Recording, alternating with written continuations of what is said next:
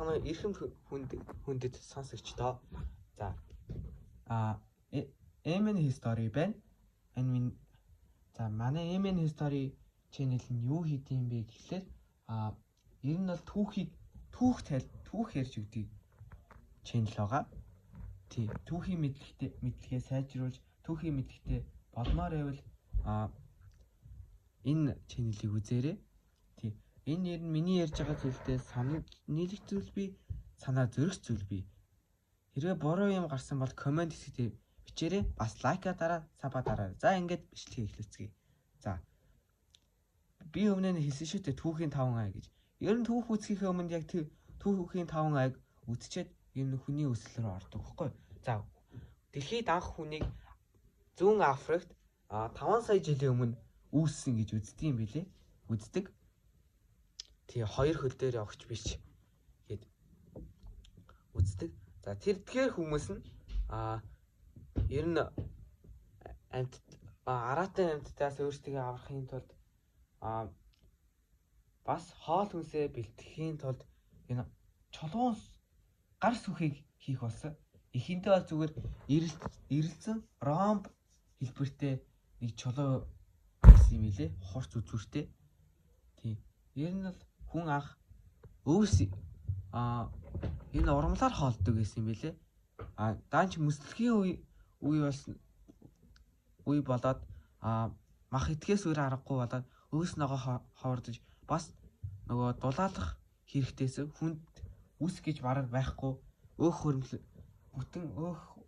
бүрэн хөрвлөж чадахгүйсэн болохоор мах хэрэглэж энэ мөслөгийн үеийг даван туулсан юм билэ. Тийм болохоор нөгөө гар сүх мэтийн хэрэгслүүд маш их хэрэг болсон. За гар сүхийг хийж ихэлсэн ихэлсээр чулуун зэвсгийн үе эхэлж байгаа.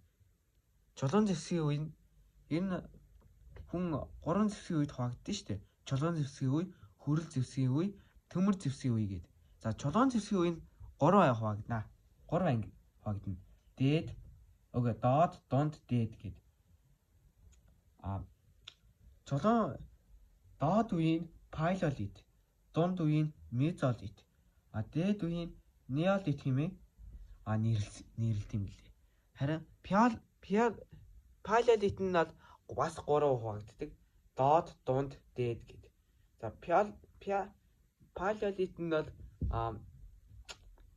800 мянгаас 15 мянган жилийн хооронд болсон. 800 мянган жилийн өмнөөс 15 мянган жилийн өмнөний хооронд юу яасан шүү. Явагдсан. Мезолит нь бол 15 мянган жилийн өмнөөс 8 мянган жилийн өмнөний хооронд явагдсан. Бас неолит нь бол 8 мянган жилийн өмнөөс 3 мянган жилийн өмнөний хооронд бас явагдсан. Палеолитийн бас 3 үегээ ярьсан шүү дээ. Доод, дунд, дээд гэхэд. Тэдгээр нь бас тэгж хуваагдд юм билээ. Бас хугацаатай. 800 мянган жилийн өмнөөс 100 мянган жилийн өмнө. Ерөнхийдөө бол 700 гаруй жил үргэлжилсэн гэсэн үг. За дунд үе нь бол 60 мянган жил үргэлжилсэн. Дээд үе нь бол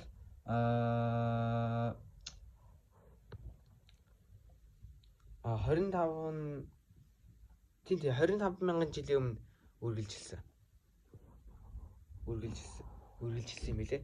Чулуун зэвсгийн үед юугаар зэвсэг хийдэг гэсэн бэ гэхлээр захиур, анарлаг, занарлаг гэсэн 3 чулуугаар голцоо зэвсэг хийдэг гэсэн юм билээ. Сайн эртээ болдгийг гэсэн үг шүү дээ. Тийм. Эхэндээ бол хүмүүс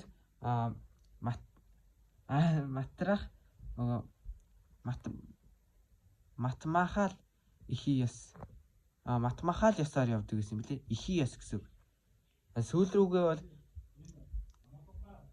эцгийн эрх яс руу орсон юм билээ. Одоо ингээд бид малыг бол 12 мянган жилийн өмнө анх гаршуулад харин бидний хайртай нохоо муурагаа штэ 15 мянган жилийн өмнө юу яасан гаршуулсан. За хүрэл зэвсгийн үеийг неолит гэдэг. Одоо неолит нь 3 мянган жилээс 1000 жил үгүй 2000 жил үргэлжилсэн.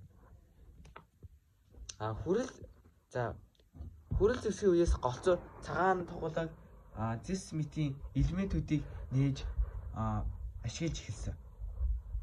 Тийм. Энэ хүрлийн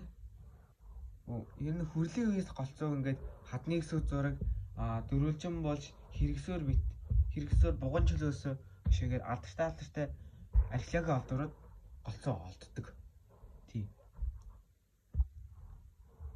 Тийм. За хадны хэсэг зураг гэдэг нэгэн ийм эртний хүний зураг байгаа. Тийм. Хүн ингээд ер нь бол хүмүүсийн хамгийн анхны зурсан зүйл ахгүй юу? Хүмүүс ингээд анх ямар амьтан байна? Ямар амьтан байна? Түүнийг яаж агнах вэ гэх мэт төлөв тэдгээр зүйлүүдийг зурдаг байсан юм билээ. Тийм. Ер нь бол Монголд анх 800 мянган жилийн өмнө хүн үүссэн гэж үздэг. За, эхний олдвор нь Баян Хонгор аймгийн Үлзийд сумын Уран хайрхны бууц гээд нэг олдвор байгаа. Тэр нь хамгийн эртний олдвор буюу 800 мянган жилийн өмнөх олдвор гэж байгаа. Ер нь 800 мянган жилийн тэртээ Монголд Баян Хонгор аймагт хүн үүссэн гэж ярьд юм билээ. Ер нь Монгол хүний үлгий гэж ойлгож байна. Үүссэн гэж үздэг юм билээ. Гэхдээ энэ хугацаа түүнээс цаашлах боломжтой. Түүнээс эрт байх боломжтой. Гэхдээ тэр олдврыг олоогүй л байгаа л да. За, дараагийн олдвор нь бол Баян Хонгор аймгийн Баянлаг сумын Цагаан агуй. Тэр нь 730 мянган жилийн өмнөх 730 мянган жилийн тэртээ холбогдох олдвор ахгүй. Харин хойд цэнхрийн агуу гэдэг бас нэг алдартай агуу байгаа. Би нэг очиж үзчихсэн. Их гоё юм билээ. За, бас Увсын Сэгэл сумын Можогийн хадны сүг зураг гээд бас сүг зураг байдий. За, ингээд хойд цэнхрийн агуу энэ 730 мянган жилийн өмнөөс хүмүүс хадны сүг зураг зурж эхэлсэн байдаг. Хадны сүг зураг нь бол хоёр хуваагддаг. Зосон, сийлмэл гэж хоёр хуваагддаг. Ер нь бол чулуун зэвсгийн үед бол голцоо зосон бодгаар ер нь хадны сүг зураг хийдэг байсан юм байлээ шүү дээ. Ер нь тэгтээ зосон бодгийн ямар орсон найрлагатайсэн судлаачид одоогоор тодорхойлж чадаагүй байгаа. Модны үрсийг цустай хольж, амтны цустай хольж зурдаг гэсэн таамаглаад байж л байдаг. Тэг эсвэл улаан нонтхиар зурсан ч юм уу. Тий. Харин сийлмэл нь хүрэл төмрийн үед хамаарагддаг юм билээ. Ер нь Монголд 100 гаруй сүүх тэрэгний зураг олцсон. Сүүх тэрэг. Тэгэхээр хүрэл зэвсгийн үед монголчууд сүүх тэрэг ашигладаг болсон байсан байгаа аахгүй юу? Тий. Тэр үед малыг гаршуулсан байсан, нохоо мөрийг гаршуулсан байсан. Тийм болохоор сүүх тэрийг бол Европчуудаас илүү өмнө ишгэлдэг байсан юм билээ. За, тэгээд бас нэрээ хүнийг байгаа шүү дээ. 3 ангилт юм билээ. Монголоид, Европоид, Негроид гэдэг. Монголоидууд бол Азууд гэж ойлгож байна. Аз хойд өмнөд Америкийнхаа. Яагаад хойд өмнөд Америкийнхан гэхээр энтэчүүд ч Монгол тустай шүү дээ. Тийм. Генерээ манай монголчуудтай их төстэй юм билээ. Харин европчууд бол Неандертал хүмүүстэй их төстэй. Неандертал хүмүүс ч их бахин биетэй өвлийн хүүтэнд дасан зохицсон хүмүүс аахгүй юу? Негроид гэдгийг чинь та нар мэдж байгаа л гэдэг. Хар арьстай Сахара Африкт үлдсэн хүмүүсийн эртний хүмүүс одоо негроидууд гэж явж байгаа аахгүй юу? Тий. За одоо ингээд буган чулуун хөшөөгээд нэг олдвор байгаамаа. Буган чулуун хөшөө нь дэлхийд 700 гаруй ширхэг олсон. Түүний 500 нь Монголоос олсон. Үлдсэн 300 Оросд олсон байхгүй юу? Нөгөө тагнд урайхай тагны нуурнаас олсон гэсэн. Тагны нуурч Оросих шүү дээ. Тий.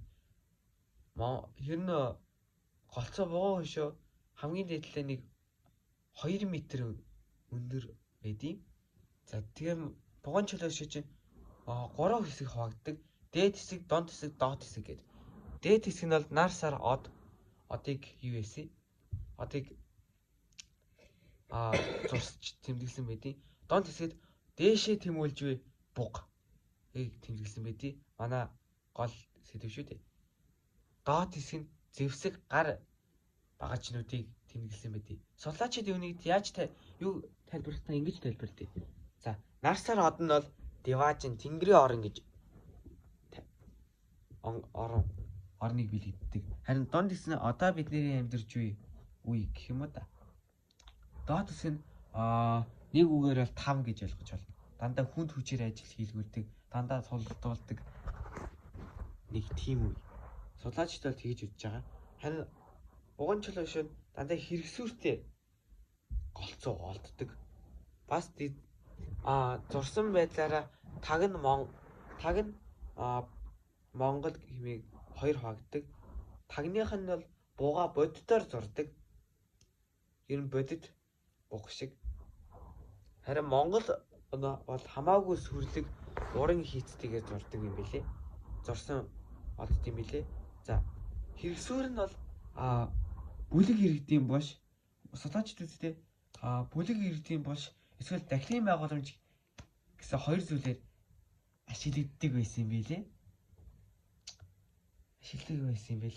Харин дөрвөлжин дараа нь ингээд дөрвөлжин бош гэх нэг бас нэг олдор байгаа. Ер нь бол Монголын эртний хүн нэгдлийн үеийн олдоруудыг дандаа дөрвөлжин бошоодаас олддог. Энэ бол дөрвөлжин бош нь бол өвөг Монгол хэлний соёл гэж үздэг юм билээ. Дөрвөлжин бош чинь хүрлийн үеэс хүннүү нэрооны үе хүртэл байсаар байгаа шүү дээ. Жишээл дөрвөлжин бошны гол олдож байгаа газар гэвэл гол модны болшууд байна, ноён уудын болж байна. Тий. Хэрэгсүүр нь дандаа Баруун аймагаас олддог. Ер нь бол та Завхан, Ховд, Овс гэх зэрэг аймагуудаар ялж ахт чинь хачирхалтай гэмээр овоосон чулуунууд байдаг. Яг ингээд цэв шиг бүг бөөрхий. Эсвэл бол яг чулуугаар засаж сэлсэн тавтангууд ч юм уу тиймхүү юмнууд байдаг байхгүй юу? Тиймхүү юмнууд байдгийг. Бас нэг том овоосон чулуу чинь хэрэгсэр ахгүй. Түүнийгээ тариад жижиг бас тиймхүү хэрэгсэрүүд дагуул хэрэгсэрүүд байдгийг. Тий. Дөрвөлжин бош чинь нэг том болж хит хитэн дагуул бошоодаас бүрддэг. Тий. Нэг тэр том бошд нь ерөөдөө нэг сурвалжид язгууртан баян ноёдуудын бошуудыг харин дагуул бошууд нь дандаа түүний зарц баралгууд нь гэдэг байхгүй юу? Тий. Ер нь юу гэсэн яагаад ингээд зарцтай нь хамт ноёныг оршуулад эд зүйлс хайртай морь амьтантай нь хамт оршуулад байдсан бэ гэхээр ингэж үздэг юм лээ. Ер нь бол тухайн цалигач зүүн талд харуулан тавина гэдэг чинь нар мандах зүг рүү харуулж байгаа байхгүй юу? Тэгээд дараа наснда ад жаргалтай сайн сайхан амьдрэх хэмээн тэдгэрийг хийж авахгүй зарцыг тэдгээр миний дурдсан эд зүйлстэй хамт хийж байгаа байхгүй юу? Тий, зарц нарыг бол ирээд дараа нь хойд наснд нь эзэндээ уучлах хэмээн бэлэгдэж хийж байгаа. Харин хэрэгсүүрүүд нь бол дандаа баруун тал руугаа харсан мэдий. Баруун зүг харсан мэдий. Гэт юм лээ. За ингээд ийхүү Өнөөдрийн бичлэгийг энэ хүрээ дуусгаж байна. За дараагийн бичлэгтээ та бүхэн тэгээ уулзцгаая. За түр баяртай.